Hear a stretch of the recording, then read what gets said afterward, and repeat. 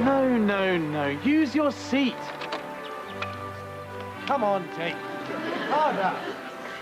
Come right forward. Bend your knees, then finish your stroke. Tight into your chest. How's he coping? About as well as a sumo wrestler in Swan Lake. So he's got the right build, hasn't he? Built like a brick lavvy, darling. All the right muscles and all the right places. Except the one in his head. But you are going to help him. Why the concern, Lucy? If Jake turned out to be an asset, it would help the master. The bursar and his gang are gunning for him again. And that's your only interest? What other interest could I possibly have? That's what I was just asking you. Don't be boring, Charlie. Just like to know where I stand. You stand on your big fat feet. I'll see you later. Are we on for the Foot Beagle's dinner? I'll let you know. Right. Let's go a bit harder, shall we? How much longer? Just till you collapse.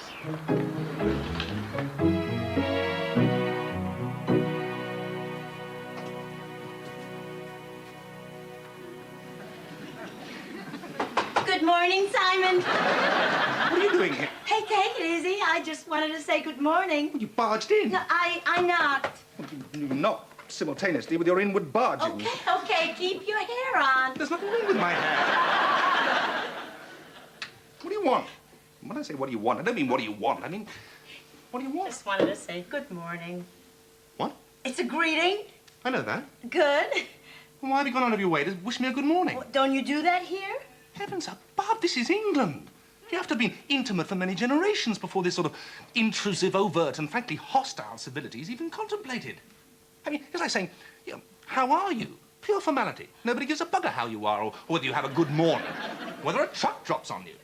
You certainly don't go out of your way to say it like you mean it. So you're not going to wish me good morning? Well, why?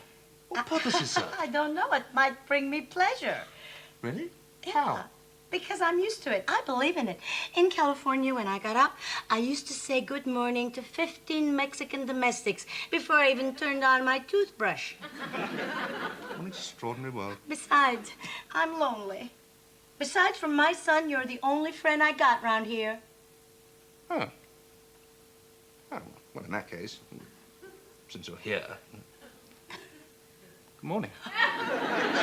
Thank you, Simon. Gee, I only wanted to say good morning. Don't worry. Tomorrow, I'll just remove your liver without an anesthetic. Far less painful. Ciao, Si. Have a nice day. Si? You can't call me Si.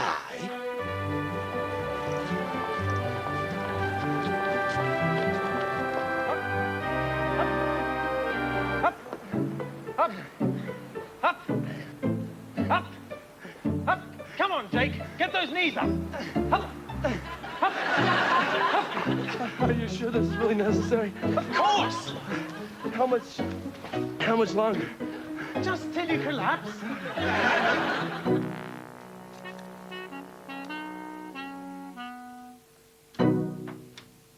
Hiya, fast baby. How you doing? I beg your pardon? I said, how you doing? How am I doing what? Now, how you doing? Nothing. How you doing is a form of greeting. Where? Everywhere. Not round here, it isn't. The generally accepted form of greeting round here is, changeable today, isn't it? Isn't what? What? What's changeable? Oh, the weather is changeable. It is? Hmm. Oh, so change it then. How about changing it to hot sunshine with the occasional tropical shower round about cocktail time? No, I didn't mean the weather was changeable. Basil, you just said the weather was changeable. I was using the word changeable as a conditional adjective, not a positive verb. And I didn't spot it. Gosh darn. One down to the cowpunchers. Forever divided by our common language. Aha, what's this? I believe it's what you people call a paycheck. This is a paycheck, but it's not my paycheck. This is a performing flea's paycheck. A performing flea with a broken legs paycheck. A dead performing flea with a broken legs paycheck. Whose name is on it? This is my paycheck. I don't believe it. Is there a mistake in the position of the decimal point? Nope. It's signed by you. Part of my job. Basil, this is not what the master and I agreed as my salary. Well, there are certain deductions. Let's hear them. PAYE, Pay? What's that? tax, Tax at my time of life? national insurance. Who's insuring what? You were insuring the government. Against what? Against paying you a pension when you retire. If you live that long, they have to pay the money back to you. And if I don't live that long? They are eternally grateful. Oh, gee. Well, what's this? Rent on your accommodation. That place comes with the job. But the rent doesn't. And that is for your cleaner. I don't have a cleaner. Your stairs have a cleaner. I won't use the stairs. I'll climb in through the window. And this is your subscription to the College Servants Club. As assistant bursar, it is your job to arrange staff rosters and such like, so I thought it would be wise for you to mix with the staff socially. I am a member of a domestics club. You're not a snob, are you? Are you also a member? I am a snob. So this is all I get every week? Every month? Every month? Basil, I need a serious advance. Really? Yeah, and if this is what I get every month, then I need an advance of about 4 years' salary. I'm so sorry, not possible. Why not? Policy! Monies cannot be advanced against salary until the staff member has been here long enough for them to be deemed a good risk. How long is that? Not long. 15, 20 years. Or when I see fit. Oh, boy. Basil, personal enmity aside, I need more money. I cannot live on these pigeon droppings. Well, there is a very simple solution. Oh, hallelujah. What's that? You can resign, pack your bags, put your son back in his lead and take yourselves off somewhere else. Good morning, Mrs. Belasco. I need a raise. Come on, Jake. Jolly good.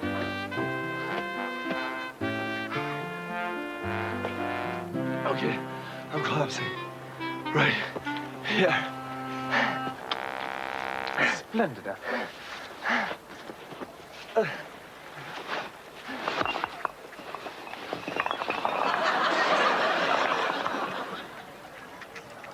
Listen, Chuck, baby. Do call me Charlie. Have I done anything to upset you, Charlie? Why would you think that? Just a hunch. Of course not. Us boaties all love one another. We're the whole reason this university exists. To us is the honor and glory. Money for nothing and chicks for free. Undoubtedly. How about Lucy Courtney? Jake, I think I should warn you about certain types of English girls. What's wrong with them? Well, the Lucy Courtney types have all had very strange and unnatural upbringings. Yeah? You see, in the Shires, girls are all treated like boys. While in your country, the little darlings are out collecting Barbie dolls, here, they're all out riding around on large lumps of animated pet food and slaughtering the local wildlife. Hunting. Right. Then in their teens, they go to barbaric tribal schools where they get taught how to whistle for cabs, shop till they drop, and use the bread roll as a lethal weapon. These are dangerous girls. That's cool. I can handle killer bimbos. Then there's a breed even more dangerous. The girls' mothers. Moms love me. They think I'm simple and harmless. Not English mothers, Jake. They have specially sharpened teeth for shredding their daughters' more unsuitable boyfriends. Now, why would I be unsuitable? You come from the other side of Mars. I come from California. Same thing, except for a few choice European resorts. The English upper classes think that the rest of the world is a highly unlikely myth. Are you trying to turn me off of Lucy? Of course not. Good. Because I really think she's cool. Oh, she is. Charming, absolutely. No decent chap would ever hold her family history against her. What history? I know. I couldn't possibly tell you. It'd be a breach of confidence. I'm afraid my lips are sealed. Okay. Since you twist my arm, I'll tell you the dark secrets of the Courtleys. For starters, they used to be French. Slipped over here in 1066 with Willie the Conquering Frog. What's wrong with that? What's wrong with being French? Eh. My God, Jake, you have got a lot to learn. Yes, yeah. absolutely, Anne. No, I assure you, I have. Look, just don't adopt that tone of voice with me, please. I mean, my position quite clear, and as far as I'm concerned, that should be an end of it. All right. Thank you. Goodbye. Hey, heavy stuff. You again. Yep, me again. Yeah. Do you always listen to other people's phone conversations? Only if I'm in the same room and I don't have my ears blocked. You could have not.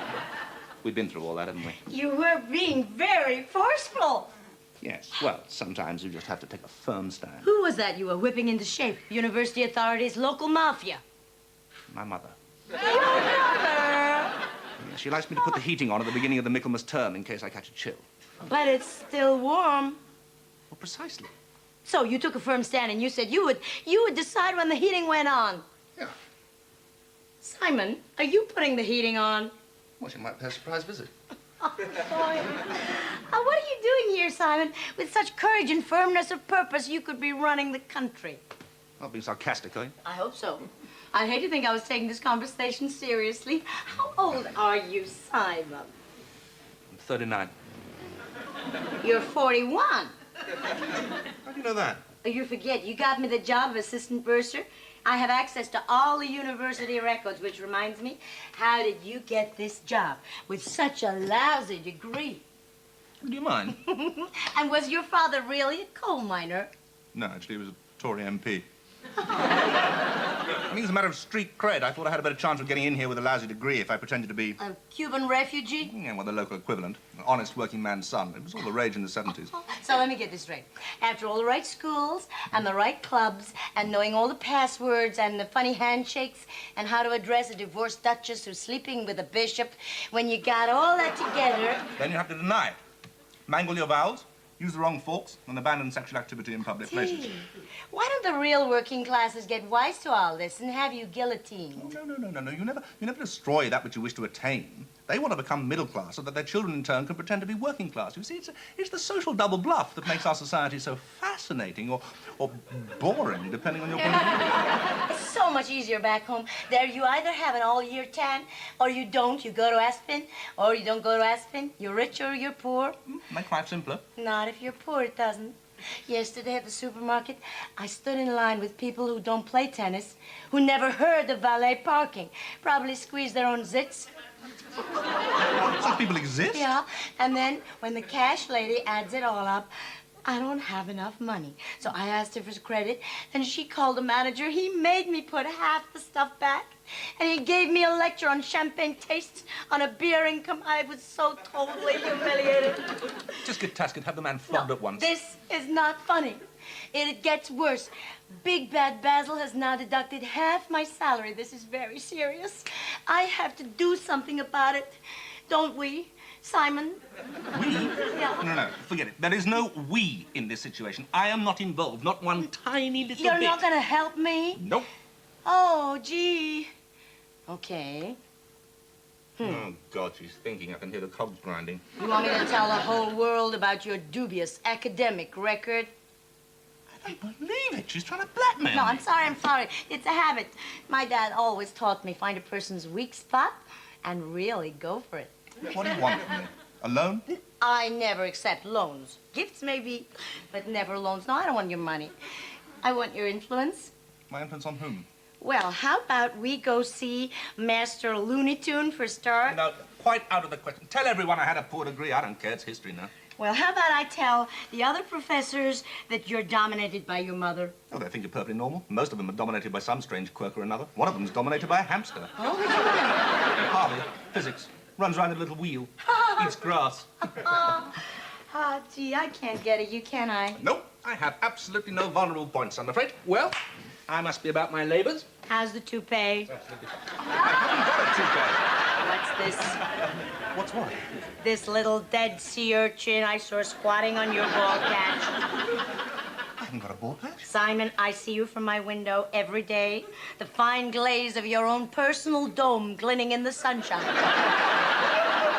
Yeah, well, chap has to, maintain a certain...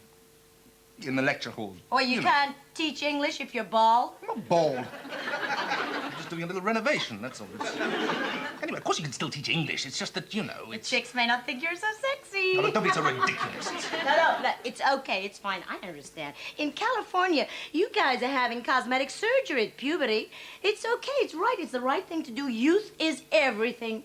You cannot maintain a sense of authority if your students are giggling at your shiny bits. Precisely. Yeah. Right. I mean, that's why I got it. Nothing to do with vanity. It was to maintain a sense of authority. Yeah, and they will respect you and understand, you know. They really will when they hear about it. If they hear about it, which I'm sure they won't. I mean, what kind of a person is going to go into one of your lectures and scream, "Hey, girls, guess what? Latimer's wearing a rug." You wouldn't, would you? Well, of course I wouldn't. Of course I wouldn't. I'm sure I won't have to. You don't want to come with me and see the master? Oh, my God.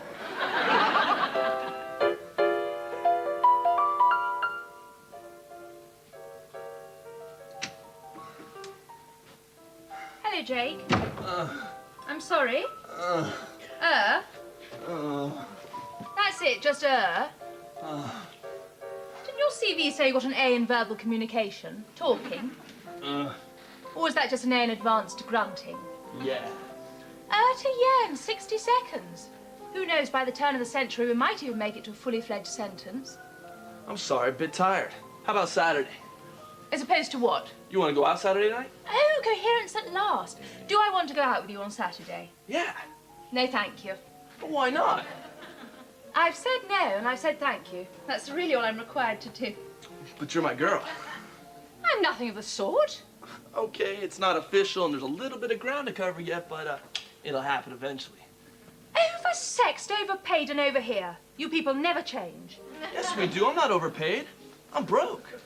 Look, it's simple. You have a stately home or whatever it is you call it and lots of money. That's good for me.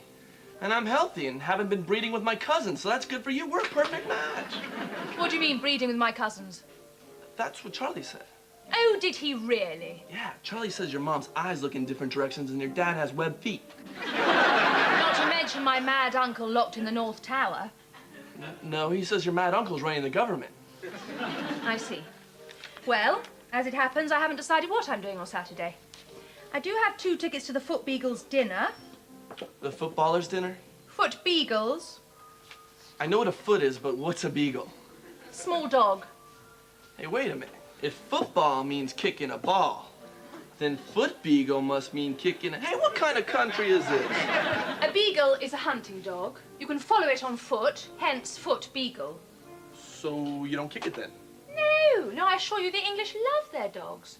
They treat their dogs better than their women. Over at Magdalen, where the students tend to be somewhat dim and old-fashioned, they debated long and hard as to whether a man should keep a mistress or a beagle. The beagle won by a mile. So who are you gonna take to this dog's dinner? I haven't decided yet. Hi, Lucy. Hiya, Jake. How you doing? Honey, you look close to death. Are you okay? I've been training for the 8. You just train for yourself. Let the other 7 do their own training. Is the master ready to see us yet?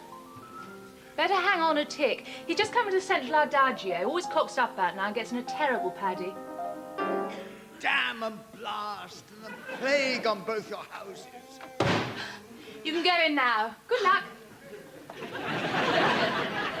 My mallard has gone, you know. Someone stole his car. No, mallard, not Packard. His duck. His duck. It nested under his mulberry tree. I followed it one day. Down Batov Lane, across Trumpington Street, down Mill Lane, into the water beyond the weir. The duck what? Well, it was a nice day. It was hardly far enough to take a taxi. Oh, well, that explains it. But now it's gone. Most sad. Probably heading south for the winter. What, sort of Brighton or somewhere?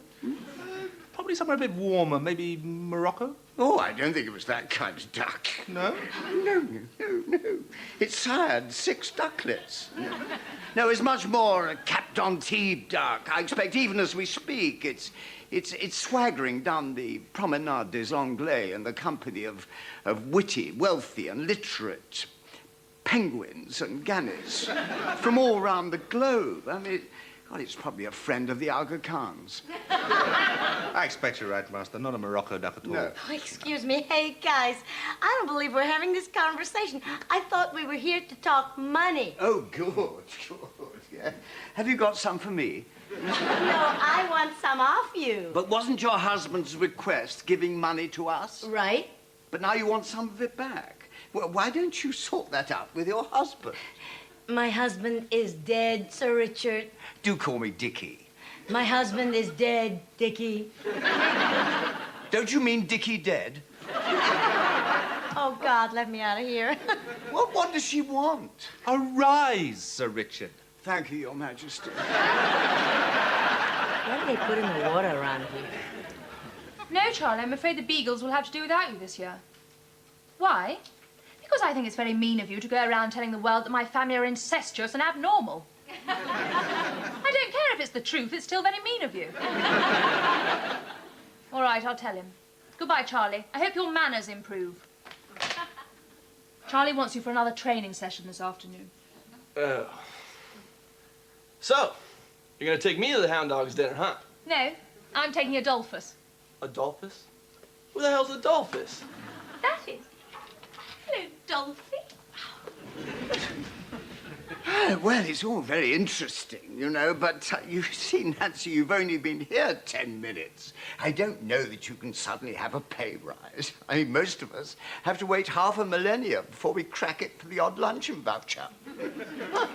May I put her case for her, Master? I can put my own case. Yes, but not in a way that you understand. Please, leave this to me. I know what I'm doing. Okay, amaze me. Master. Yes. Ladies and gentlemen, members of St. Mud's Senior Literary Debating Society. The motion before us proposes that we should reverse the habit of a decade and give aid to the United States of America as represented by Nancy Belasco.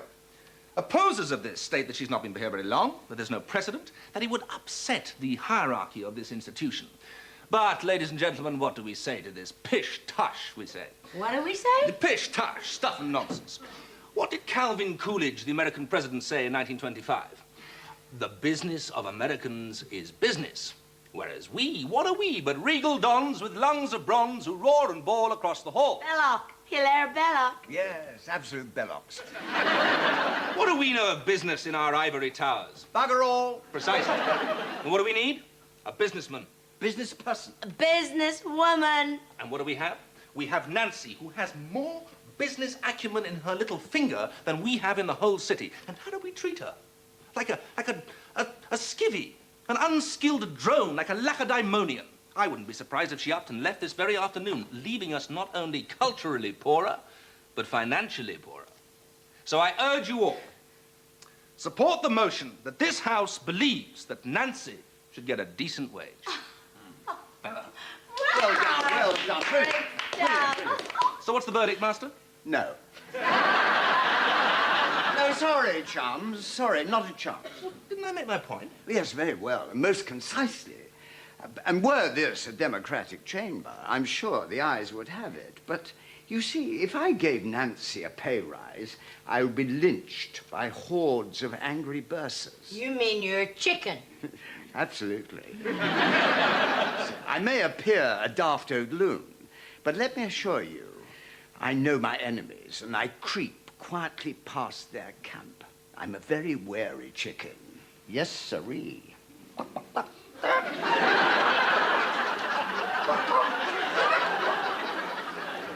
Well, that wasn't so bad. How so? My debate was solid. You just said no. Well, in actuality, yes, but my theory and argument were sound. Oh, great. Next time I'm in a supermarket, I'll tell them I paid theoretically, but not actually. I'm sure that'll keep me out of jail. You know, you guys, you don't even know the world is going round. You think it just stopped while you were in the sunshine and has never moved since? You'll just have to learn to live differently. I mean, there are millions of people who don't eat pate. But I don't want to be one of them. I like being a clothes horse. I don't want to be some tweety creature who smells like a wet dog and rides a bicycle. Oh, well, that's life. Life is what happens when you're busy making other plans. You're such a loser. I most certainly am not. I'm happy. You aren't. Who's the loser? Just a little fix. Just one small charge card. That's all I need. There are other things in life. But you gotta pay for them. No, you don't. Listen.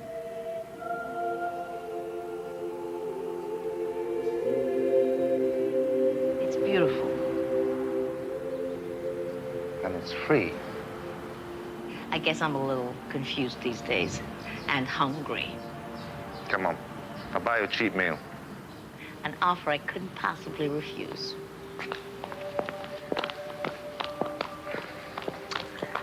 Nancy, you remember what I said about open expressions of warmth between people? Being about as popular as the Black Death? Precisely. Yeah? Yes, well, similar physical expressions are also an anathema. What? Your arm. Oh, Siphon, you're such a stiff. I'm sorry, I come from a long line of stiffs. You gotta loosen up. I know, but not in public places. I guess it's the weather, Sorry? being so changeable. Well, yes, you could be right. It is very changeable for the time of year. Mind you, it is a very changeable time of year, so one should expect a certain degree of, well, changeability, you know.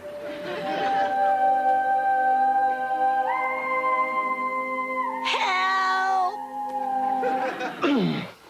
Are you sure this is the normal training method? Oh, absolutely, Jake. You just keep at it.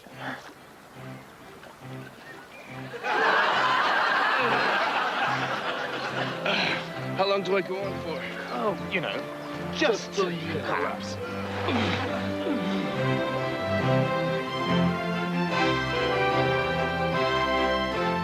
There's more new comedy at 8:20 tonight with Peter Davison and Nicola Paget in Ain't Misbehaving. That's after gourmet detective Richard Griffiths. Pie in the Sky is next on BBC One.